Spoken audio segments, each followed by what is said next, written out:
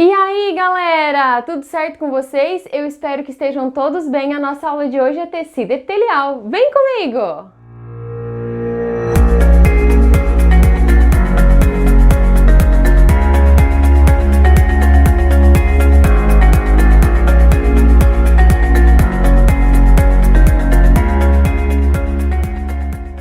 Então, pessoal, só para vocês terem uma ideia, hoje a gente vai ter um papo direto sobre tecido epitelial e toda a informação e análise de imagens que vocês precisam ter para entender melhor essa explicação. Eu vou estar colocando aqui do ladinho para vocês, certo?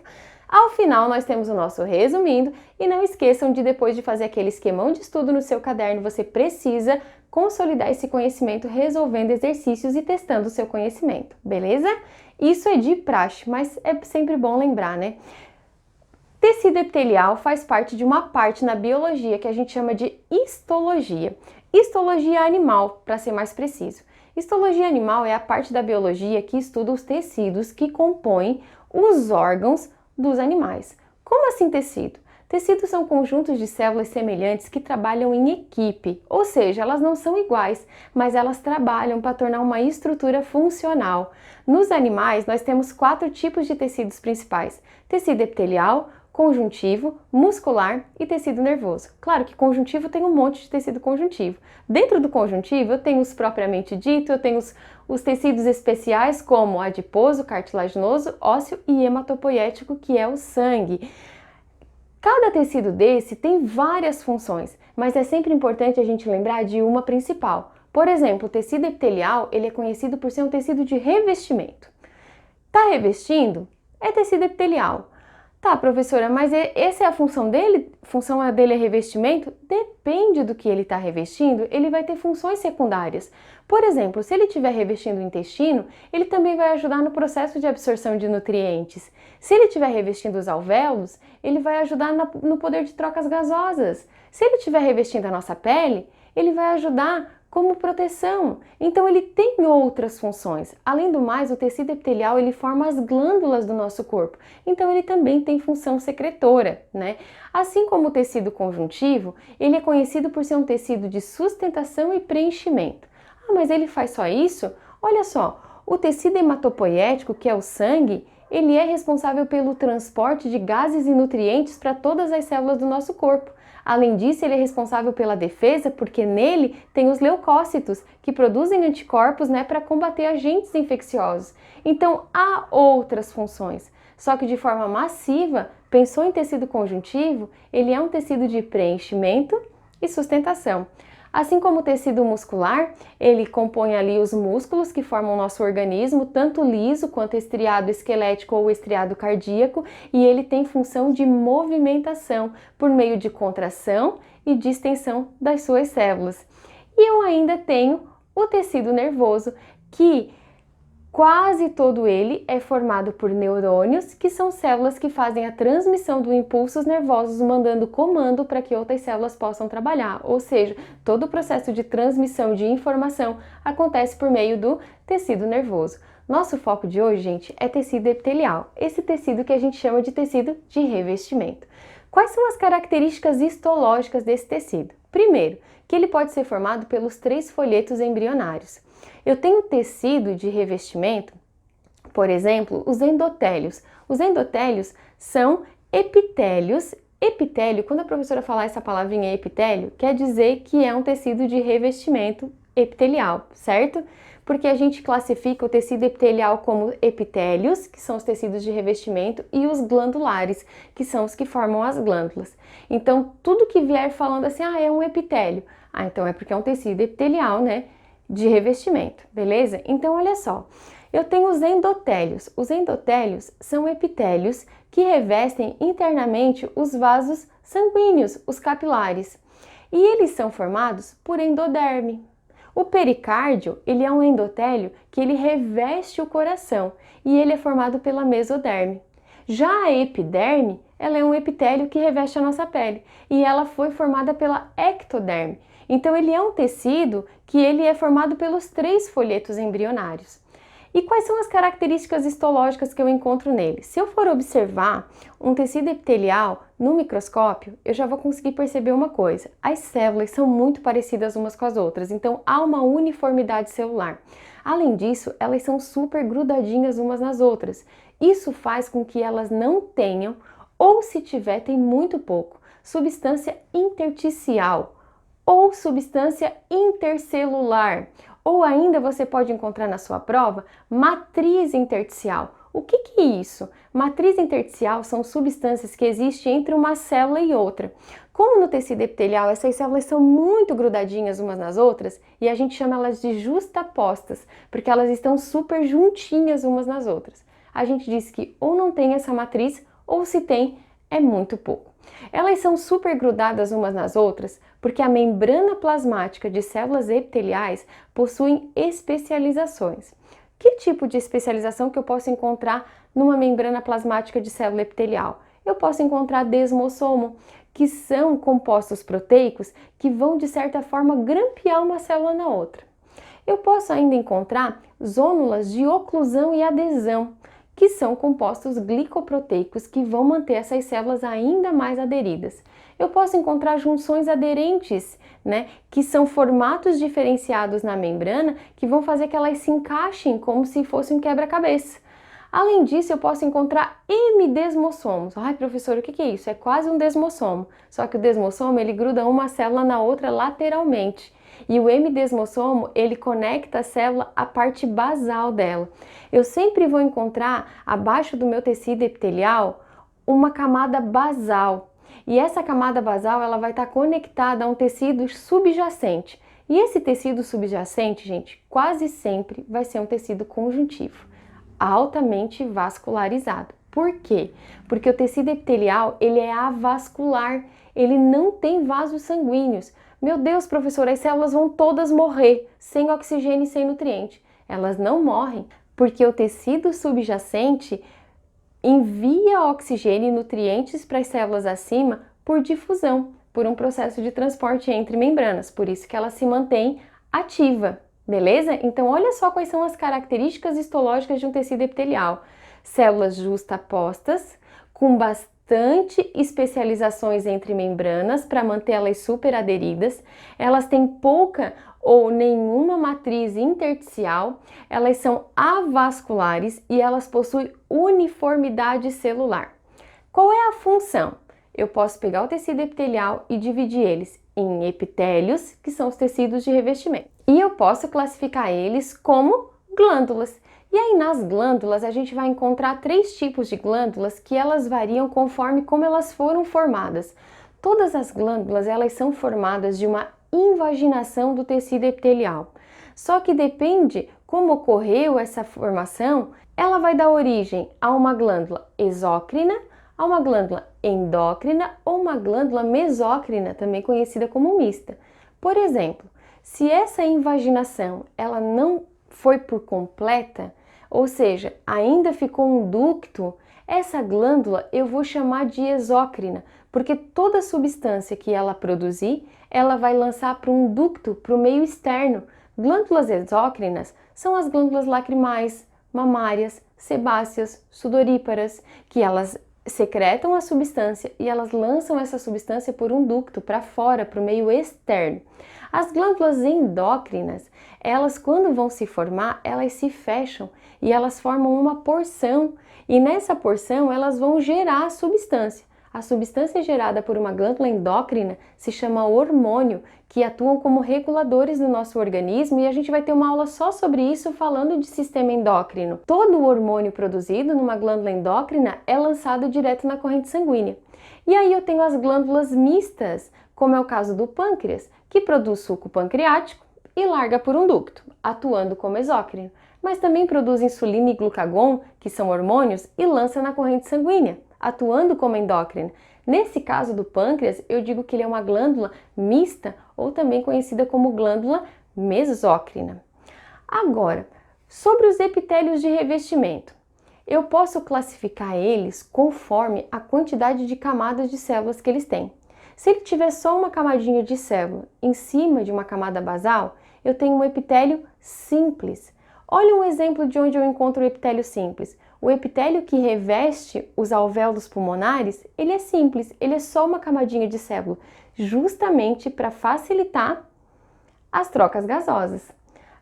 Eu tenho o epitélio estratificado ou pluriestratificado, que são formados por várias camadas de célula, como é o caso da pele. A nossa pele tem um epitélio cheio de camada. Nossa, professora, mas ela é tão fininha, né? Porque a gente consegue ver a epiderme da nossa pele, por exemplo, quando a gente tira só um corinho ou quando a gente sofre aquela queimadura que surge uma bolha e não sai sangue. Todo aquele corinho que tem na nossa pele, aquilo ali é a epiderme, é a primeira camada da nossa pele. Lembrando que a nossa pele não é um tecido, a nossa pele é um órgão, inclusive ela é o maior órgão do nosso corpo e ela é um órgão porque ela é formada por vários tecidos. Quais são os tecidos que formam a nossa pele? A epiderme, que é o tecido de revestimento, inclusive é pluriestratificado porque é formado por várias camadas de célula.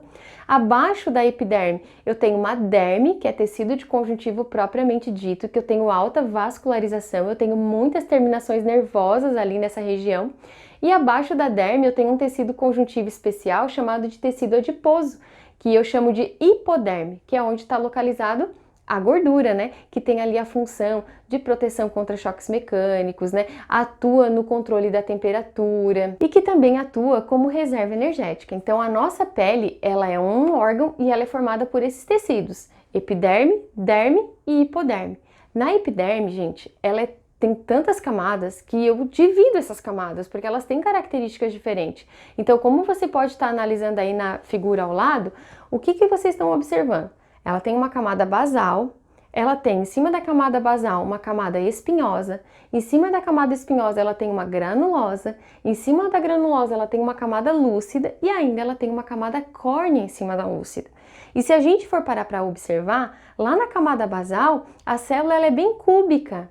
Só que à medida que ela vai chegando mais próximo da córnea, ela vai sofrendo um achatamento.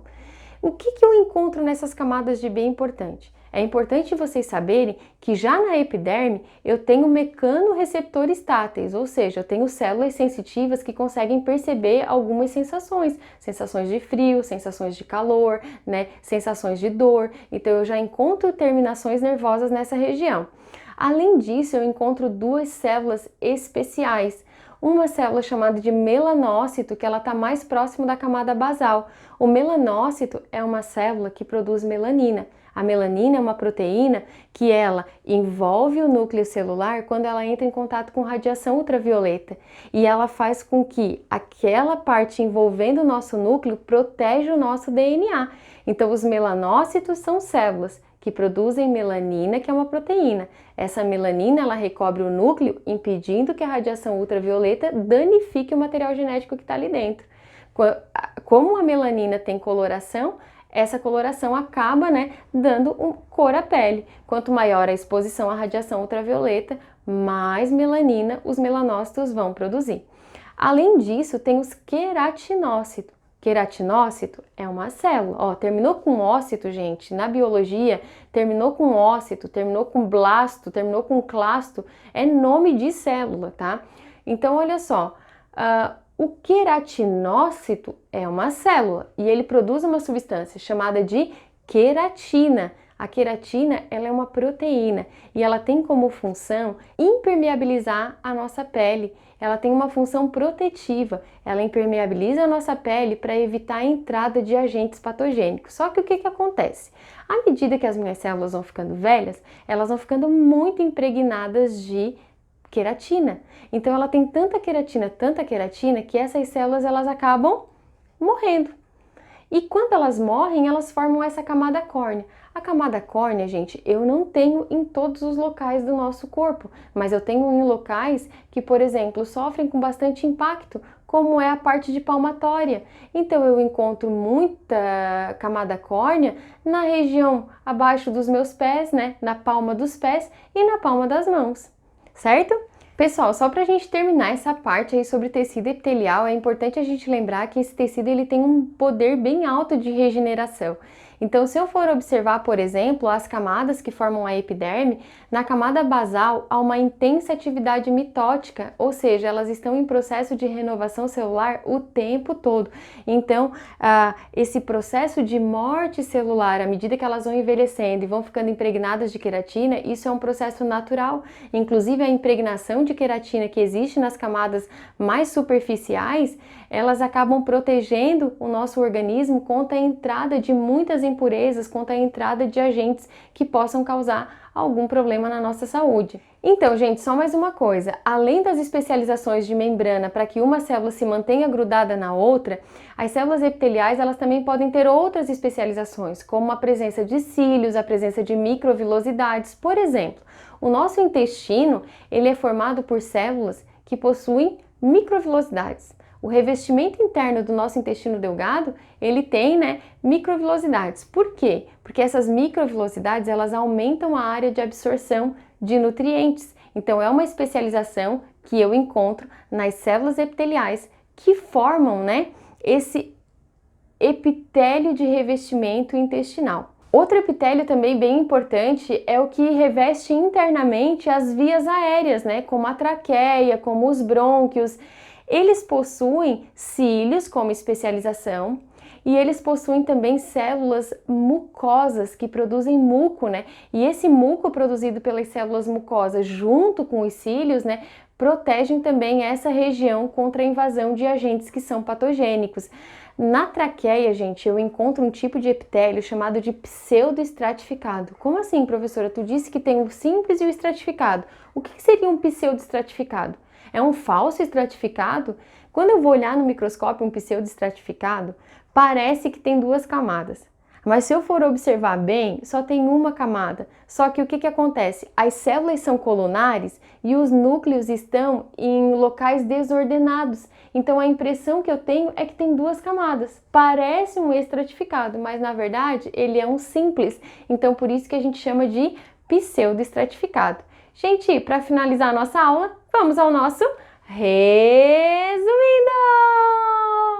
Então, galera, pegue seu papel e a sua caneta e vamos ao nosso esquemão de estudo sobre o tecido epitelial, um dos tecidos da histologia animal que é responsável pelo revestimento e também pela formação de glândulas.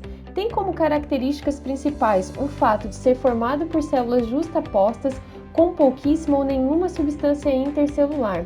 São grudadas umas nas outras a ponto de possuírem muitas especializações de membrana, como desmossomos, que funcionam como grampos, interdigitações, zônulas de adesão, zônulas de oclusão e microvilosidades. É um tecido avascular que se desenvolve sobre um tecido subjacente, nesse caso um tecido conjuntivo, que garante a esse tecido nutrição por meio de difusão. O tecido epitelial pode ser originado a partir dos 3 folitos embrionários, ectoderme, mesoderme e endoderme, e tem como principais funções a proteção por meio dos epitélios de revestimento e a secreção de substâncias quando são glândulas. São classificados em 3 tipos principais: simples, quando tem apenas uma camada de célula sobre a camada basal; estratificado ou pluriestratificado, quando possui várias camadas de célula; ou ainda pseudoestratificado, quando possui apenas uma camada, mas os núcleos celulares estão em posições desordenadas. Vamos a alguns exemplos de epitélio, começando pelo mais famoso de todo, a epiderme, que reveste a nossa pele. A nossa pele é um órgão composto por 3 camadas principais: a epiderme, que é tecido epitelial, a derme, que é tecido conjuntivo propriamente dito, e a hipoderme, que é tecido adiposo. A epiderme é uma camada pluriestratificada formada por várias células e formam várias camadas: camada córnea, lúcida, granulosa, espinhosa e camada basal. Na epiderme eu encontro terminações nervosas e células como o melanócito, que produzem melanina, e queratinócitos, que produzem queratina. Na derme eu encontro vasos sanguíneos e muitas terminações nervosas, vasos sanguíneos que garantem a nutrição da epiderme. Outros epitélios, por exemplo, o endotélio reveste os vasos sanguíneos. Os alvéolos pulmonares são revestidos por epitélios simples que facilitam as trocas gasosas. O epitélio mucocelular reveste o nariz. E o epitélio mucointestinal tem microvilosidades que aumentam a área de absorção de contato. Pessoal, eu espero que essa aula não fique por aqui. Vamos conhecer um pouquinho agora sobre o sistema endócrino, sobre as glândulas que regulam o nosso corpo, sobre os hormônios que atuam no nosso organismo. Vamos lá?